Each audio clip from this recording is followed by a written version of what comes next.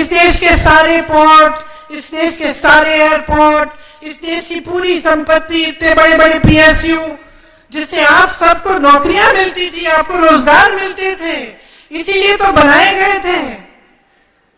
ये सब एक या दो लोगों को क्यों बेचे जा रहे हैं? और अगर ये आतंक नहीं है तो क्या आतंक है? कि सारे देश की संपत्ति, जो आपका पैसा है, जहां से आपको रोजगार मिलता है, वो अपने उद्योगपति मित्रों को दे दिए, सब कुछ दे दिया। यहां आपके अपने पोर्ट दे दिए, अपना एयरपोर्ट दे दिया। और आपको सवाल उठाना चाहिए कि ये आतंक क्यों फैल रहा है इस तरह से? ये जो बीजेपी का है, भ्रष्टाचार का आतंक, सोचिए और समझिए कि एक बहुत बुरी आदत डाल दी है आपने इनमें।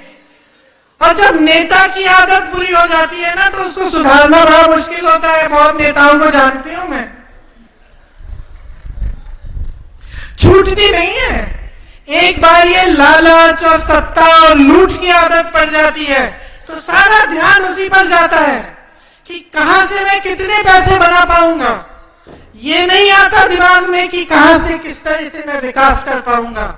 ये नहीं आता दिमाग में कि इनकी समस्या है किसानों की, किस तरह से सुलझाऊं, या महिलाओं को क्या क्या संकट है उनके जीवन में, कैसे सुलझाऊं। क्या होता है, खास तौर से जब नेता या एक पार्टी, राजनीतिक पार्टी ये समझ जाती है कि चुनाव के समय हमें विकास, महंगाई, रोजगार, इन चीजों की बात करने की जरूरत नहीं है, हम धर्म की बात करेंगे, ऐसी बातें करेंगे जिससे जनता की जो भावनाएं हैं वो उभर जाए, जनता के जो जज्बात है वो उठे, तो जनता उसी जज्बाती मामलों में आकर हमें वोट दे देगी, हम आगे बढ़ जाएंगे, फिर से चुनाव जीत जाएंगे, तो फिर हमें काम करने के लिए कोई जरूरत नहीं है। ये आदत जो पड़ गई है इन लोगों की, ये आदत तोड़नी बहुत ही जरूरी है। क्योंकि देखिए, चुनाव होता क्या है, एक मौका होता है अपने भविष्य को बदलने का। एक मौका होता है कि एक ऐसी सरकार आए, ऐसे नेता आए जो आपके लिए सचमुच ईमानदारी से काम करे। और अगर ऐसे नेता आते हैं, ऐसी सरकार आती है, तो क्या कुछ नहीं हो सकता।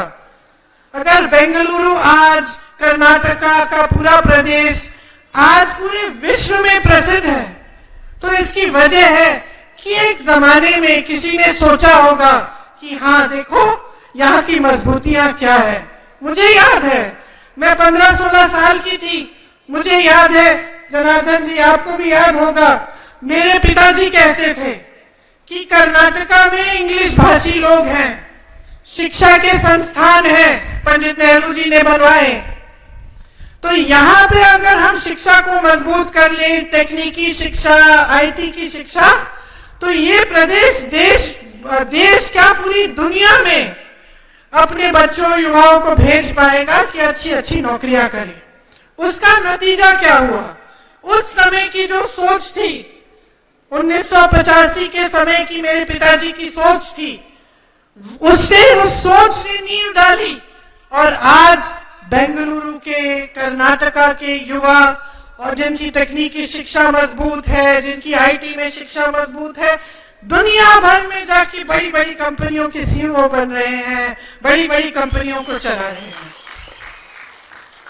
तो अगर सरकार की नीयत सही होती है, नेता ईमानदार होता है, तो बहुत कुछ हो सकता है।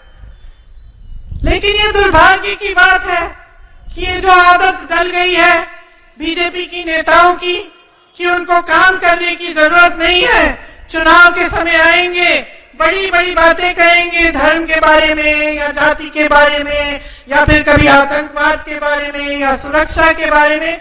मैं नहीं कहती कि ये मुद्दे नहीं है, सबके दिल के करीब है ये मुद्दे, लेकिन चुनाव के समय हमें जो वोट डालना चाहिए वो अपनी जरूरतों पर आधारित वोट डालना चाहिए।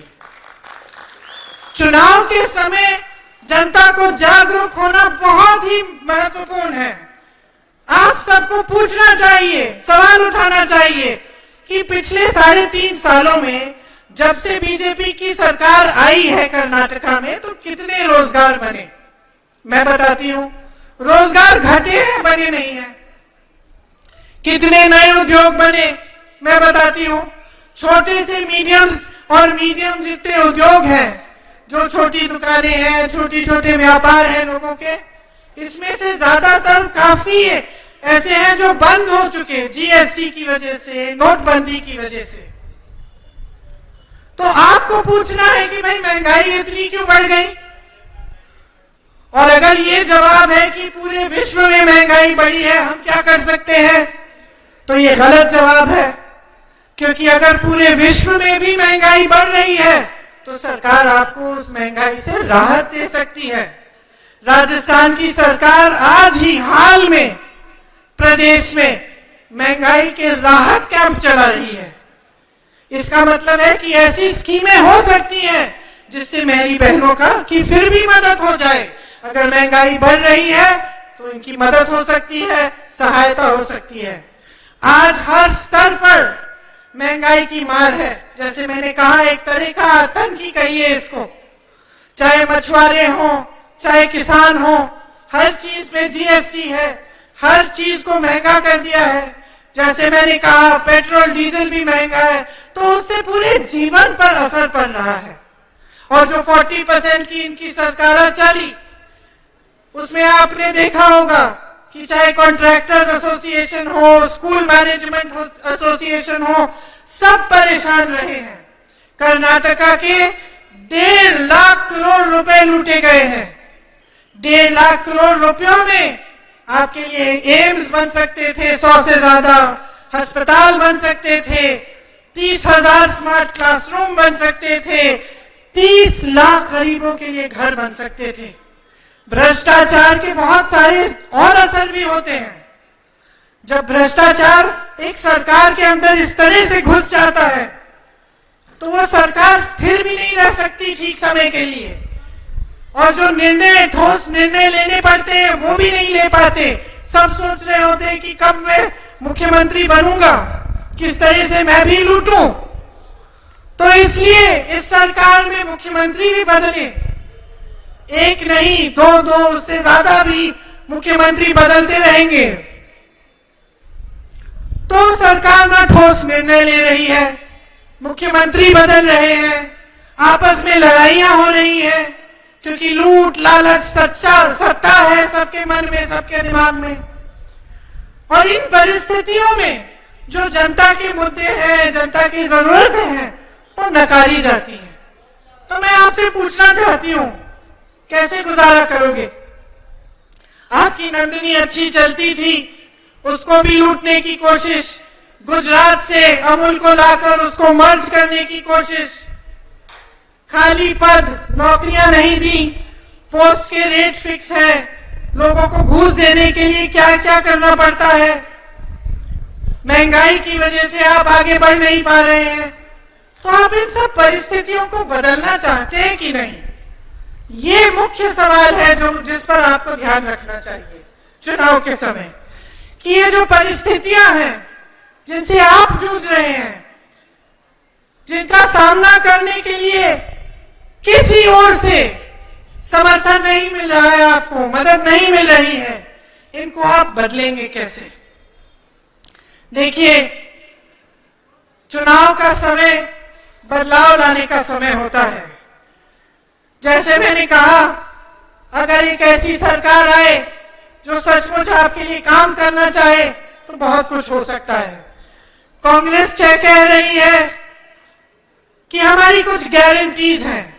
हम इसको गारंटी इसलिए कह रहे हैं क्योंकि जब हमने कुछ कहा या कोई वादा किया कि हम ऐसा करने जा रहे हैं, तो ज्यादातर अगर आप हमारे प्रदेशों में देखें जहां कांग्रेस की सरकार है, वहां वो वादे पूरे किए गए हैं।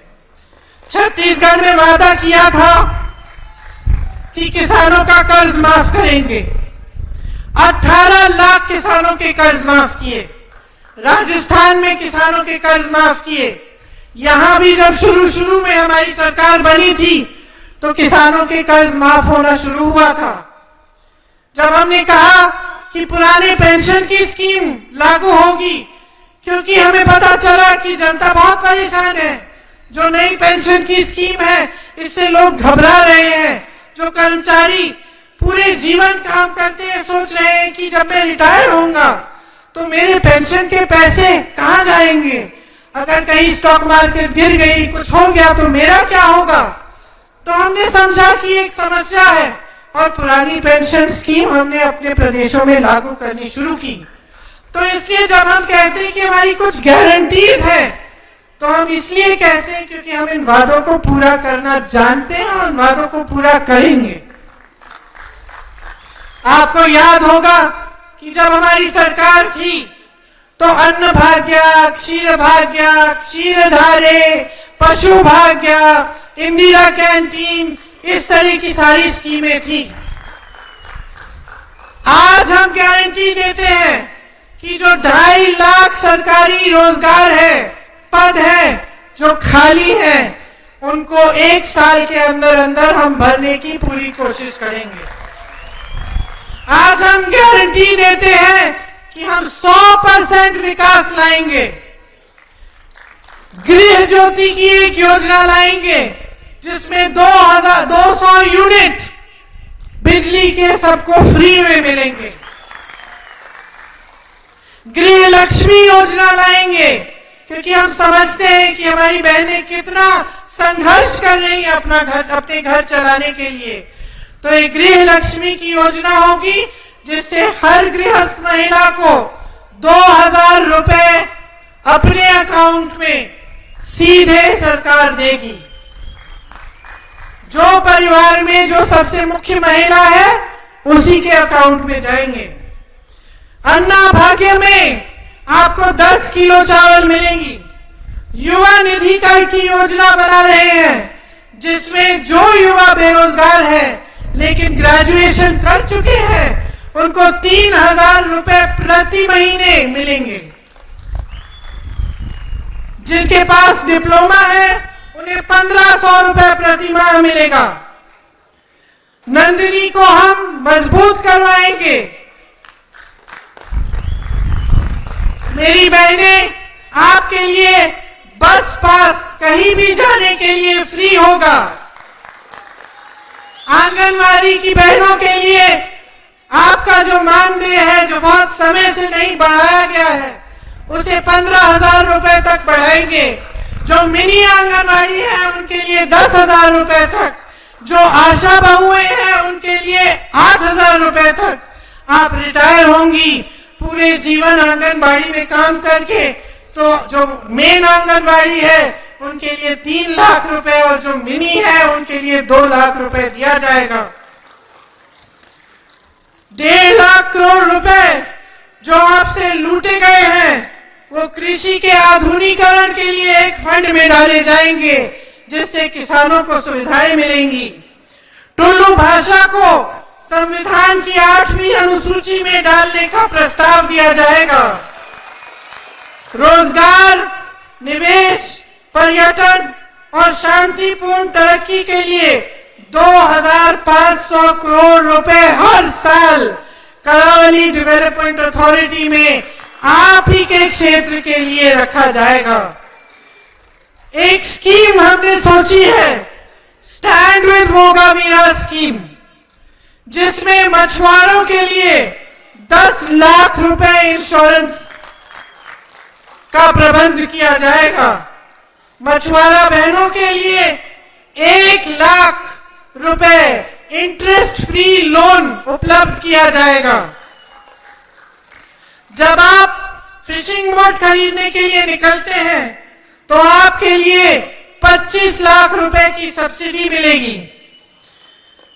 इसी क्षेत्र में 3 लाख रोजगार हम बनाने का प्रयास करेंगे ताकि यहाँ के नौजवान जो शिक्षित है, काबिल है, वो बेरोजगार न रहे।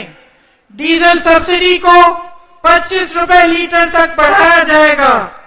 हर दिन 500 लीटर तक आप ले सकेंगे।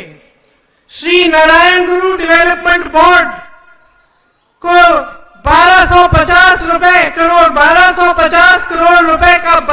दिया जाएगा जो आपकी सुविधा के लिए होगा। आईटी इंडस्ट्री, गारमेंट्स, इसका हब बनाया जाएगा। यहाँ हब माने यहाँ पे इसको मजबूत करेंगे, इनके लिए सारी सुविधाएं देंगे ताकि यहाँ से देश और दुनिया में यहाँ से आप मशहूर हो पाए इन चीजों में। अरिका नट के किसान जो है उनकी सुविधा के लिए एक 50 करोड़ का फंड बनाया जाएगा। इसी तरह से बहुत सारी स्कीमें हैं, जैसे छोटे जो बिजनेस है और कारोबार है और मीडियम जो बिजनेस है उनके लिए एक वेलफेयर फंड बनाया जाएगा। कर्नाटका को light engineering, automobiles, electrical equipment के उद्योग में सर्वप्रथम बनाने की कोशिशें होंगी। बीदर से चामराजनगर तक इंडस्ट्रियल कॉरिडोर बनाया जाएगा और टाउनशिप्स बनाए जाएंगे और कई ऐसी विधानसभाओं में 10 करोड़ रुपए दिए जाएंगे स्टार्टअप फंड के लिए, ताकि अगर कोई नौजवान अपना स्टार्टअप खुद शुरू करना चाहे तो वहीं पर विधानसभा के स्तर पर उसकी सहायता हो पाए। बेंगलुरु में टूरिज्म और बिजनेस के लिए एक गोल्ड एंड डायमंड पार्क बनाना चाहते हैं हम, जैसे दुबई में है। 2 टियर की जो शहरें हैं जैसे मैसूरू, हुबल्ली, धारवाड़, गुलबर्गा, बेल्लारी, चित्रदुर्गा और तमाम ऐसी जो कर्नाटका की शहरें हैं उनको भी हम बेंगलुरु जैसे आईटी में मजबूत बनाना चाहते हैं। तो ऐसी बहुत सारी स्कीमें हैं जो हम आपके लिए करना चाहते हैं और हमने अलग अलग प्रदेशों में जहां हमारी सरकारें हैं वो करके भी दिखाया है काम, और आज भी कर रहे हैं। तो अब आप ही पर निर्भर है कि आप आगे बढ़कर अपने भविष्य को मजबूत बनाने के लिए क्या चाहते हैं। देखिए, हम आपको कुछ भी कह सकते हैं, यहाँ खड़े होकर वादे कर सकते हैं, वो पूरे हो न हो 5 साल में वापस आ जाएंगे, फिर से कुछ कह डालेंगे। ये हर पार्टी के नेता कर सकते हैं। आपको कैसे मालूम होगा कि ये प्रियंका कुछ सच बोल रही है या ये भी दूसरों की तरह ऐसे ही बोल रही है जो भी मन में आए? आपको कैसे मालूम होगा कि कांग्रेस पार्टी ने क्या करके दिखाना है या बीजेपी ने क्या किया है? अगर आप जागरूक नहीं बनेंगे तो आपको कभी नहीं मालूम होगा। आपने मेरी दादी जी का नाम लिया, कहा कि आप उनको देखना चाहते थे।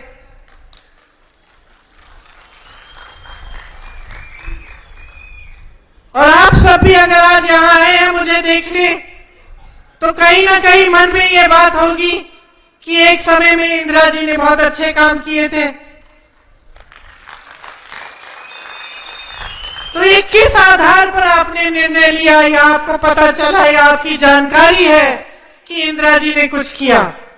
क्योंकि आपका जनता का आपसे पहले जो पीढ़ियों का वो अनुभव रहा। उन्होंने देखा कि जब हमारी समस्या होती थी तो इंदिरा जी आती थी, हमारी बातें सुनती थी, समस्या को हल करने की कोशिश करती थी। कांग्रेस की सरकारों ने इतनी सारी स्कीमें दी। उस समय अन्न भाग्य में अगर हमें चावल मिलती थी तो खाने लायक थी, आज खाने लायक ही नहीं है। उस समय अगर इतने किलो थी तो आज कम मिल रही है। तो ये सारी चीजें जो है ये आप ही के अनुभव की बातें हैं। ये कोई नेता आपको नहीं समझा सकता। ये आपका जीवन कैसा चल रहा है, पिछले 3.5 सालों में क्या तरक्की हुई कि नहीं हुई। अब मैं आपसे पूछना चाहती हूँ, क्या आपकी तरक्की हुई है? नहीं हुई है? क्या महंगाई बढ़ी है? क्या बेरोजगारी बढ़ी है या घटी है? बढ़ी है। तो ये आपका अनुभव है।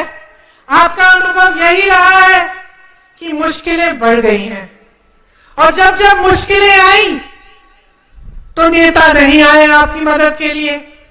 जो बीजेपी के नेता है वो लालच और सत्ता और लूटने में इतने परेशान रहे, इतने व्यस्त रहे कि आपकी समस्याओं को पूछा नहीं। तो ये आप ही का अनुभव है।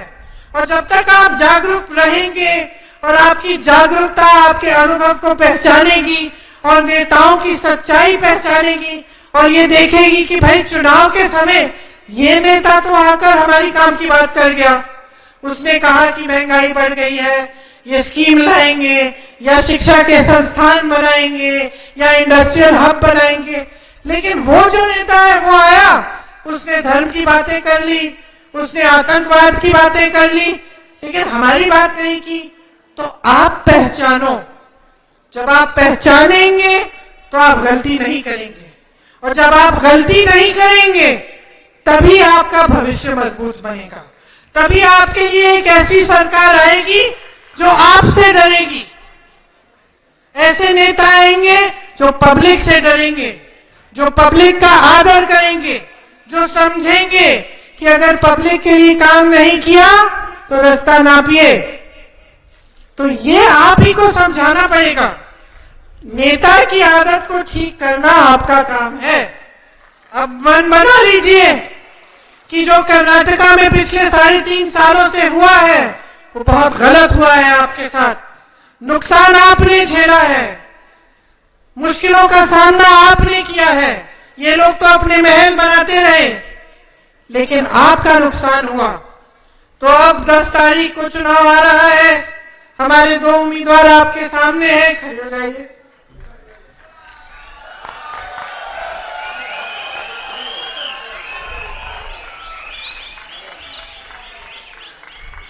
आदर कर रहे हैं आपका, पहचान रहे हैं कि आपके लिए काम करना, आपकी सेवा ही इनका धर्म है। इसीलिए इनको भारी से भारी बहुमत से जिताइए और कांग्रेस की एक ऐसी सरकार बनाइए अपने प्रदेश में जो कोई तोड़ नहीं पाए। मजबूत सरकार बनाइए, पूर्ण बहुमत से जिताइए, ताकि 5 सालों के लिए आपको एक ऐसी ठोस स्थिर सरकार मिले जिसे कोई हिला ना पाए, जो आपके लिए दिन रात एक करे, काम करना बंद नहीं करे जब तक कर्नाटका को अपनी शान वापस नहीं मिले। हमारे पूरे देश को आपके प्रदेश पर गर्व है। आपकी संस्कृति, आपकी सभ्यता, आपकी कला, आपकी मेहनत, आपकी ईमानदारी एक मिसाल है पूरे देश के लिए। सबको गर्व है कर्नाटका पे। तो हम चाहते हैं, दिल से चाहते हैं कि आपके प्रदेश में एक सही सरकार बने जो आपका विकास करे, जो आपको दुनिया भर में आपकी पहचान को बनाए रखे। और मेरी पूरी उम्मीद है कि 10 तारीख को जब आप नई सरकार चुनेंगे तो आप सही निर्णय लेंगे, कांग्रेस पार्टी को ही जिताएंगे और अपने ही भविष्य को मजबूत बनाएंगे। बहुत बहुत धन्यवाद। आपने बड़ी ध्यान से मेरी बातें सुनी। एक बार मेरे साथ कहिए, कर्नाटका की, कर्नाटका की, कर्नाटका की जय हिंद। धन्यवाद।